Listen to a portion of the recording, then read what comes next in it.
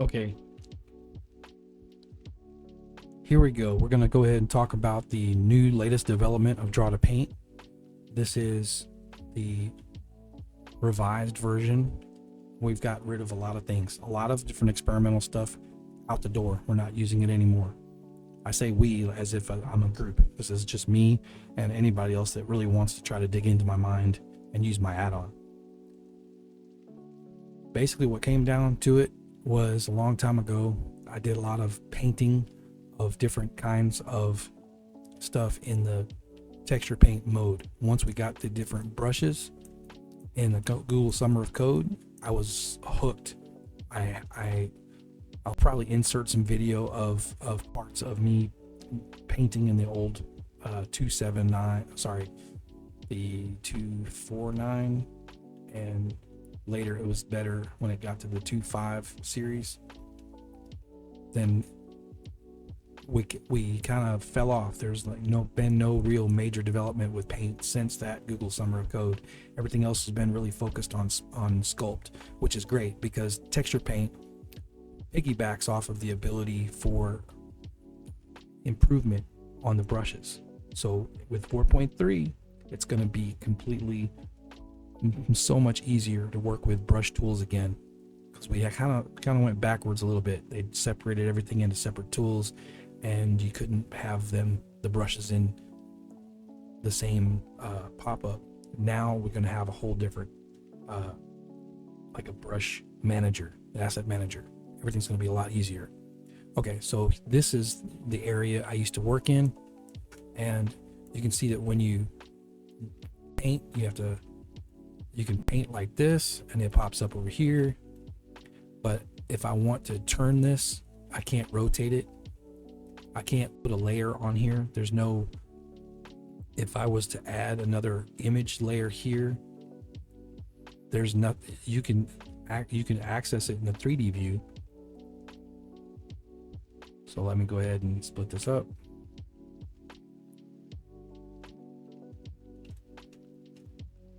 I'll go ahead and show you another little trick I've got. One of the small improvements with the Draw2Paint is that with this image node selected, we can get the new texture node from active texture, and it's going to be the same size. Now this is important to show you that this image now is here. We're going to change the color and the alpha.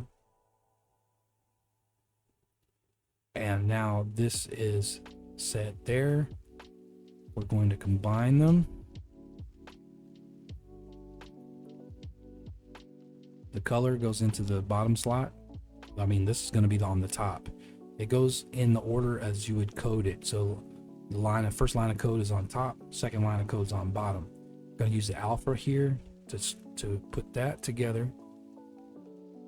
And then we're going to put it in material preview, and you'll see there. So now with this one active, I can choose a brush of a different color, and you'll see that it's on top.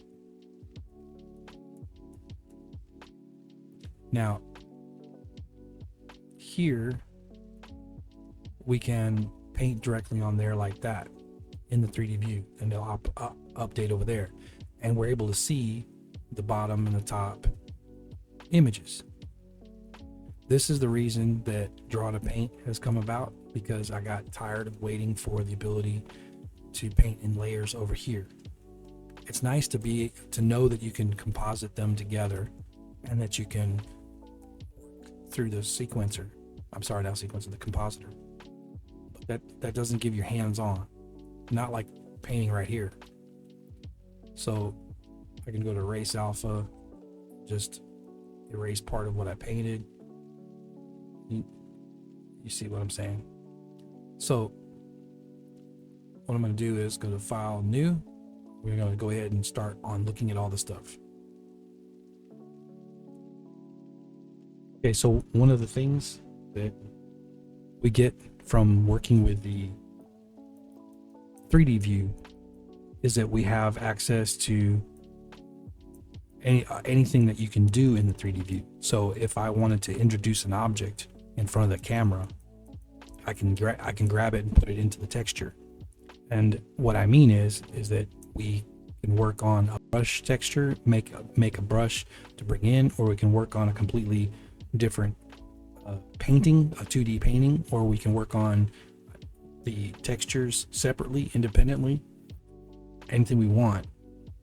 So here in image creation, the image to scene is the only way we start out, by creating a scene and a camera and a plane. So you can bring in an image here, and we can go to desktop, and I'll bring up something like, we'll set it up in a mission, and we'll clear the rotation, and we'll put it in local space. So there, you've got that. Go ahead and go to top view. Now, then, if you were to add a camera now, you'd have to add a camera, and you'd have to grab it up on Z, and then you want that to be the active camera. Then as soon as I mess around with changing this camera to match this,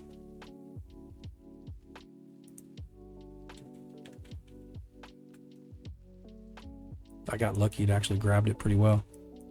Even if I do that, oh yeah, it wasn't orthographic. That's the thing. You want to be using orthographic. Okay, close enough.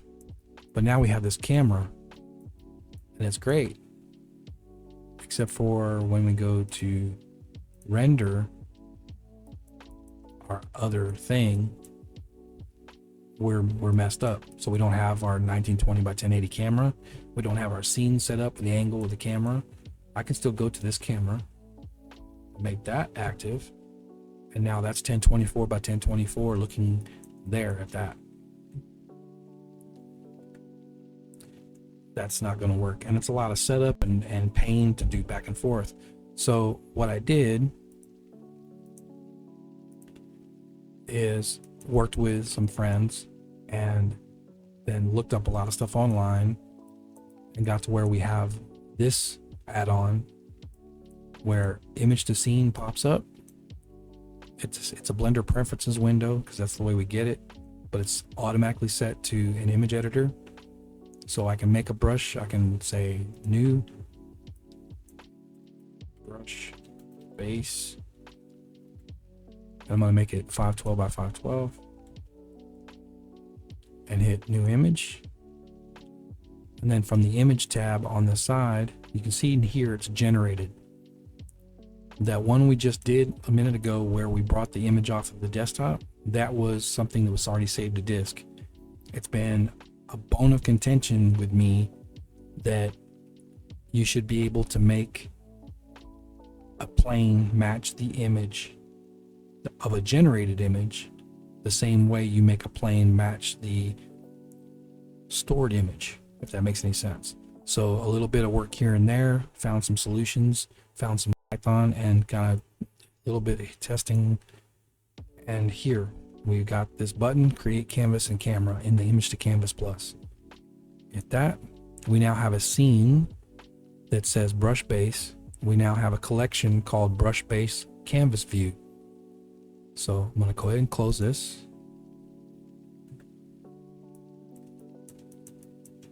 And right click, for me, right clicking, left click for some others that have a different preference. Go into texture paint, and I need to save this. Pretend like we should have saved it already. But if I want to save this to the disk as it is, then I can save like that, or we can use the slot to display, so that the active slot, and it brings it up as a pop-up.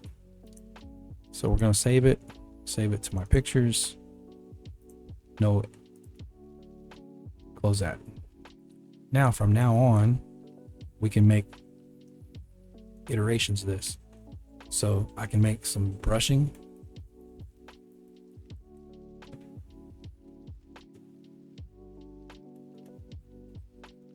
And hit save +1. Reload.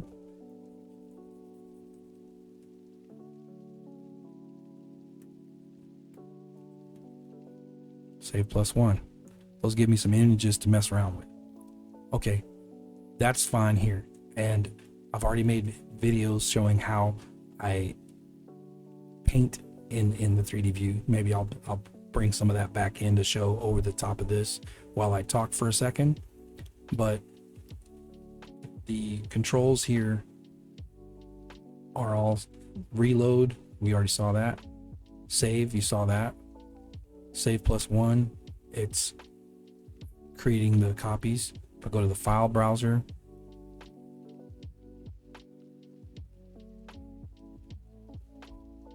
you can then see those right there. Reload all, save pack all.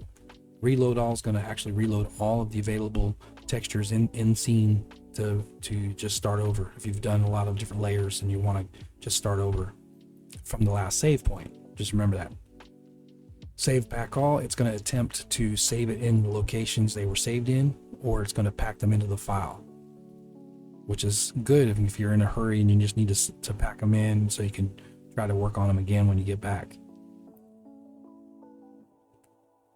So paint is like we've already talked about. This is going to be for setup and sketch. Canvas controls.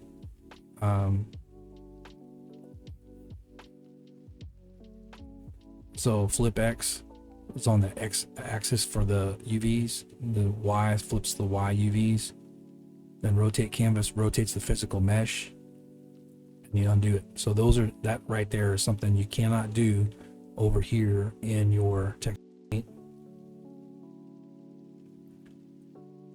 You can't rotate it. You can't add another texture. I mean, you can't go with another layer and then erase out of that layer and then leave this here. You can't do any of that. So right there, it's about convenience to some extent. Now, here is the good part of the update. This brush base scene is set to the size of the image that we're working on. Come back to our main scene. You're going to see now that we are in camera view because we're working camera view in the other scene, but it was still 1920 1080. So if we are going to work on this object as our subject, which is leading into the next one,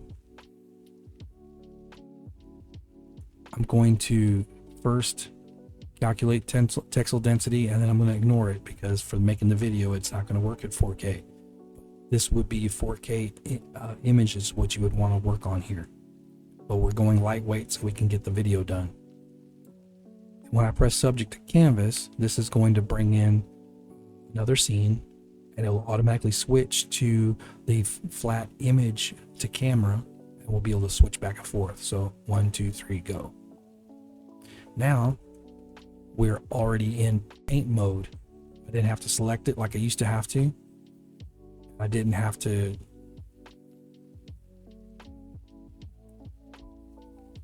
I didn't have to do any going back to modes, nothing. It's already ready to paint. Now, subject to view is what you press that, it goes back to your subject, and there's your subject object already ready to paint. I didn't have to do anything special to do that. So there's that. That's pretty cool. Now, before I get too far into this, I need to bring it down here to show you some of the other features. Right off the bat, if I press this face mask group plus button, it's going to get the face mask groups based on islands.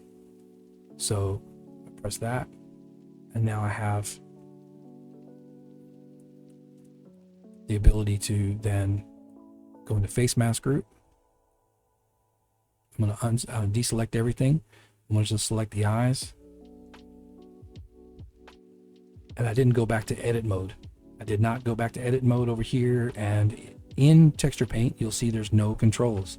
They're taken away because they said, hey, we can't have that going on, because there's probably because they would have to have logic installed to allow you to go back and forth from edit back to texture mode, texture paint mode. So mine are set up to do that.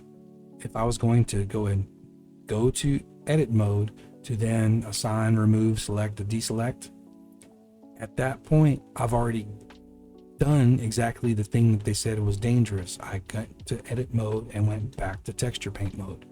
So mine's just doing it in the background so I don't have to deal with it. So it's just irritating to have to go in and out of the mode myself. I don't want to see it. I want to keep painting. So, that's just the way that is. So I'm going to go and fill the tool, and I'm going to go ahead and go with it's bright blue.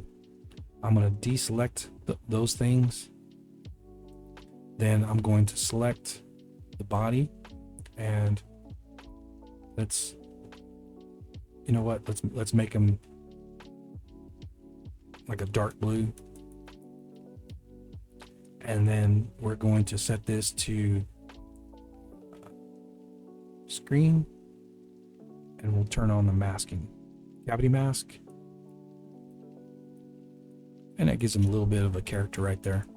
Okay, so then I'm going to shut that off, and we can go on from here. The next thing I want to look at is the UV to mask. So while I'm painting on him, he is selected. If you look up in the outliner, he's there. So we can hit the UV to mask.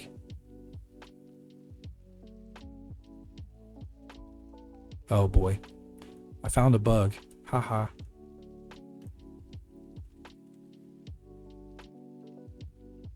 So I'm just going to move it and it'll be fine. So I'm going to go to this guy and going to go to canvas to view.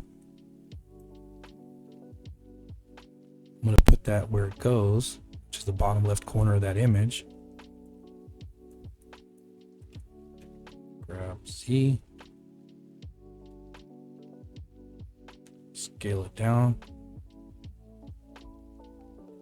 And I'm just trying to match it up. You're going to have to scale it every time. Usually it's in place, at least where the cursor was, so that you can modify it.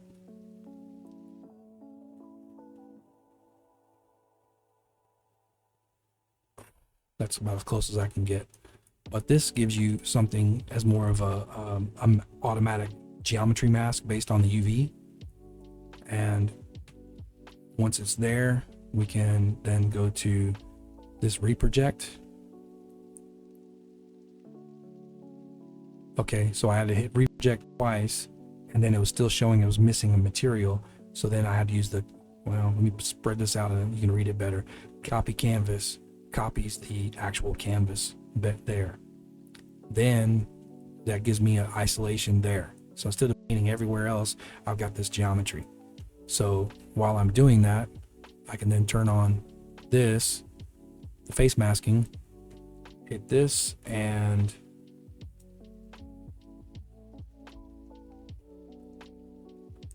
then I've got those masked out, and then I can do my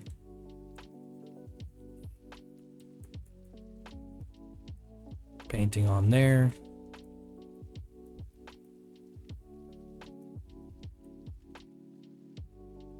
Okay, here's about the time I need to tell you about shortcuts. So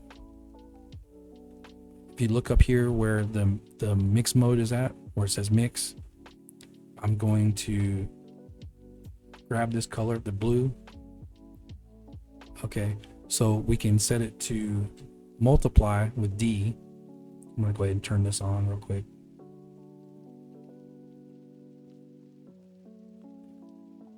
Multiply with D or add. So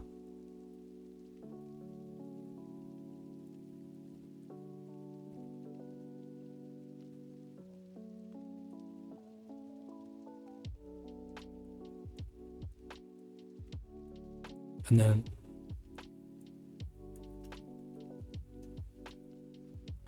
now, since I've painted something, I want to see it in place with the model. We can go back to subject to view, and here we go. Now I see what I've done, and I can go back and forth. Align to face is for aligning the view to a certain face. So like again, you can turn on the face select mode and say I want to paint on this top of his head. I can hit align to face and it sets me up to be on top view of that face selection. So say I want to get there, you can align to that face. That's about as close as you're going to get to being flat to that face. It works same way as what you would do when you do the alignment. Navigation, align, view to active, top. So be that. But all of that, 1, 2, 3, 4, in just one button. So a little bit easier.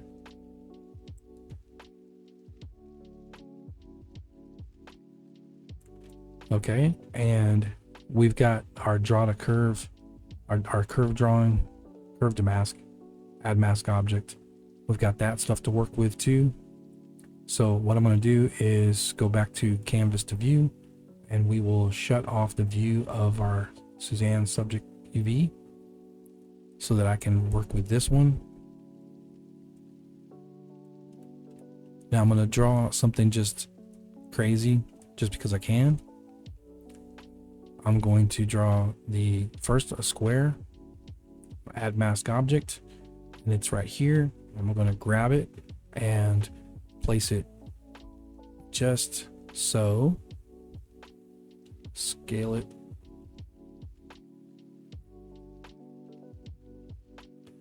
Okay, so we've got that, and what are we going to do with it? Well, what we're going to do with it, it's already copied the canvas, but it's not, it doesn't have a UV projection yet. It's still a curve.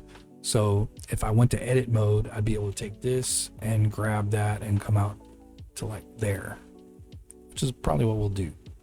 Back to object mode, we hit reproject, and now it's been projected to have the same projection here through the camera. So the masking works like that.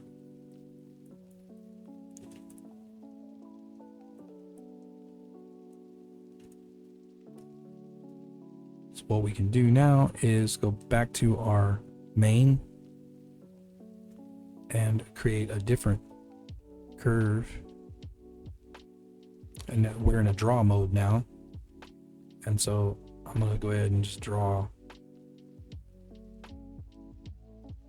that. And you'll see that it does not work right. What we need to do is go back to edit mode, Control N.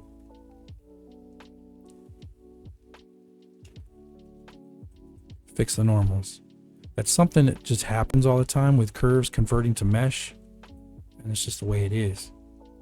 But we have these cool little curves that are floating. We can actually relocate them and use them again. But this is what I mean by texture paint. See, there's the UVs applied from my unwraps. But if I go to here, we can't do this. We can't actually draw it out with the UVs. Those are only referenced for the geometry in the 3D view. Again, like I said, here we have the ability to work through the camera. Okay. And wow, I think that's pretty much it. The only thing that's different is I've got this trace to curve here. Let me go ahead and pause for a second and set up for that, and we'll get you set up to show that one. Well, we have subtract mask and join mask, so those are not really, they're not that important really. It's just something I was using for taking squares off of other squares like a Boolean. But the bulk of this is you should be able to see the benefit of having the separate scene for the subject image that you're working. You got canvas view, subject view. You know, you're working on the paint there, and then if you're working in a scene where he's at back there, that scene, that scene's still there. That scene is still just fine. And you can work with a separate material setups and everything. Okay, just pause 1 second.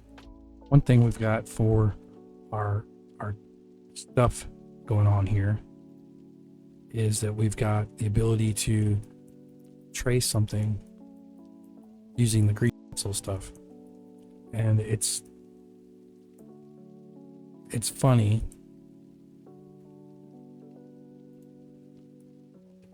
but this is just a simple shape that I did black to white just as a test. So I just brought it back again by hitting the trace to curve. Well, maybe it's got to be in object mode. I don't know. Okay, yeah, in object mode. It turns it into an empty. I'll go ahead and do this. Okay, so there's the test image by itself. Then it's got an empty, so you can see when you hover over it and you got the controls there. Then you've got the G pencil, that's still a G pencil object, and you can see it over here with the materials on it. And you can turn the opacity down and stuff. So you can use the G pencil, and that might be what you want to put into your camera view so you can make something going on. Or you might not want that. You might want the curve, and then the curve you might want to use as a mask like we were using before. But first you need to set that to both, and in edit mode select it and hit Alt C to confirm cyclic, because that's what's going on. It wasn't cyclic and it wasn't filling.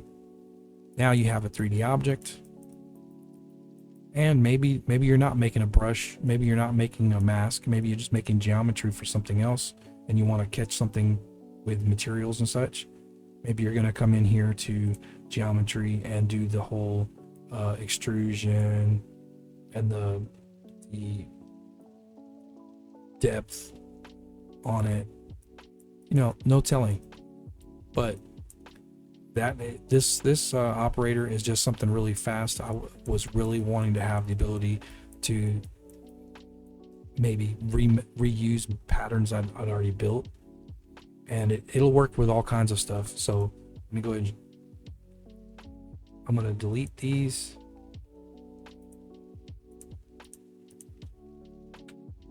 And we're going to start with something else. So let me go ahead and add another image.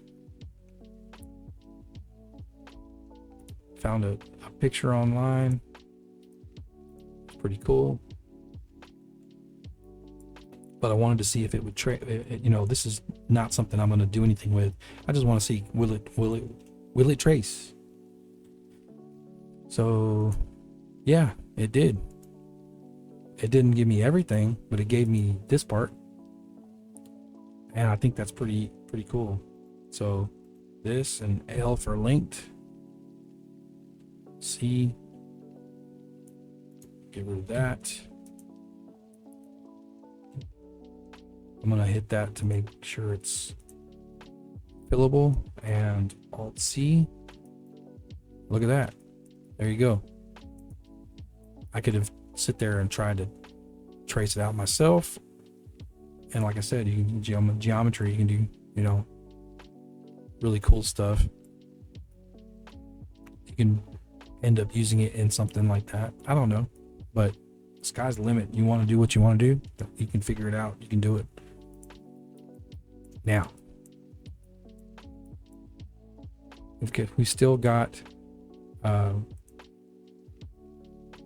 is there anything on there? Oh yeah, we've still got the ability to do the whole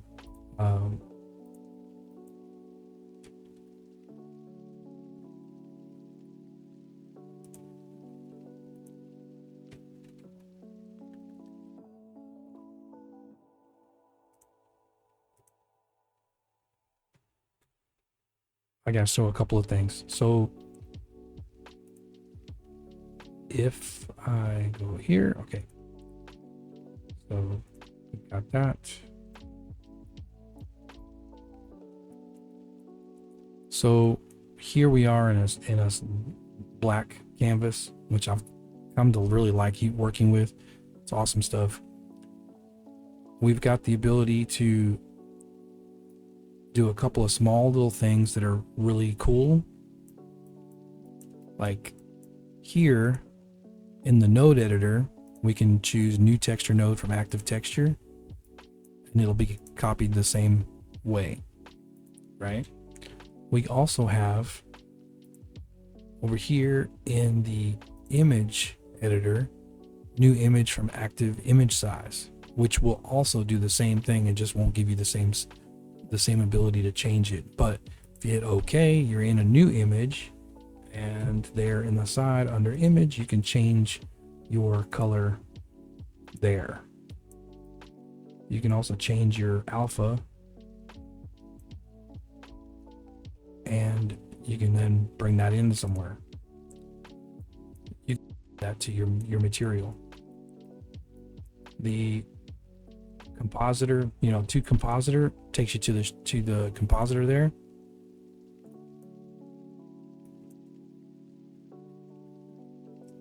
And you now can go back to the editor, and we can, well, let me show you on the other one. Let me show you. Go back to main scene.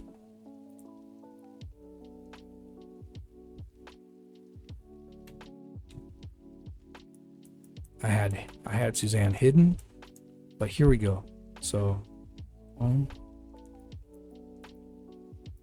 we covered this in another installment, but I just want to make sure I touch base. Because we have this ability to go to the compositor, we also have the ability to use the compositor on this image. So we've got this selected. We're going to send image to compositor, and now we have our Suzanne base image going to the viewer. Now we can add filters.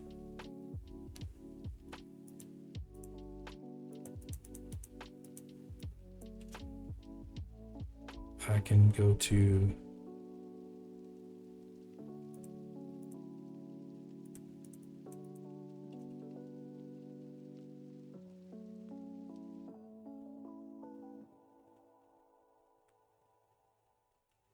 the filter. Okay, sorry, I was looking for the filter. My eyeballs wouldn't work.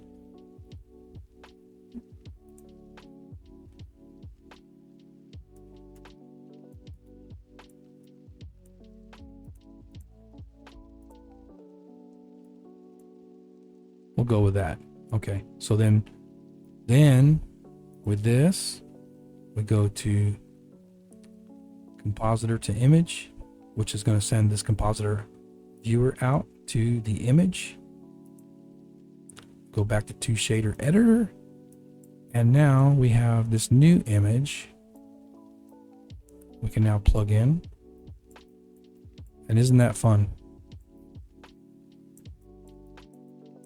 And then that gives us something on top of and to adopt. And there's a couple of things extra here that I'd like to show you really quickly. Let's go to the UV editing.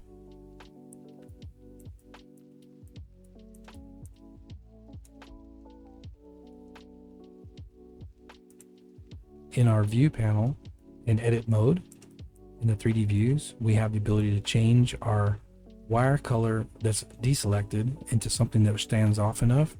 A lot of people use like black or something like that. You don't have to, you can go with something else.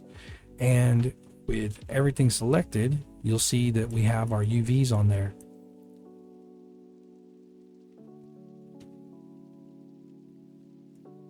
Texture paint shows up over here, and here's your wire that's white, and we can change the color to whatever we want.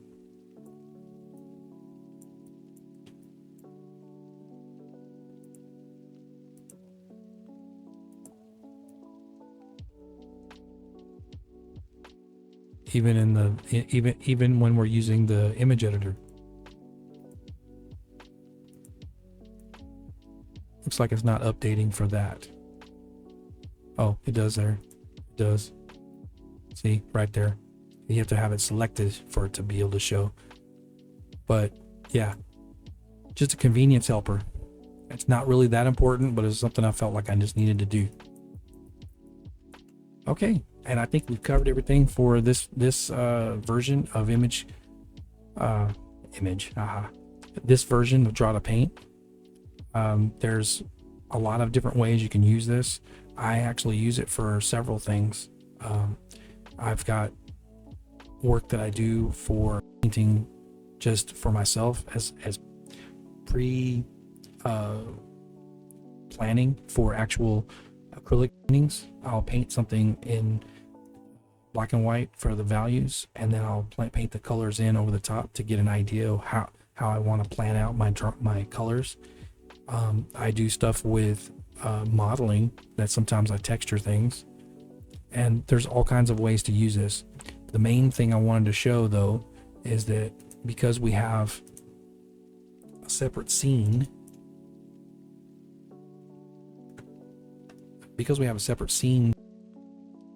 that we now have more control over how that painting was used.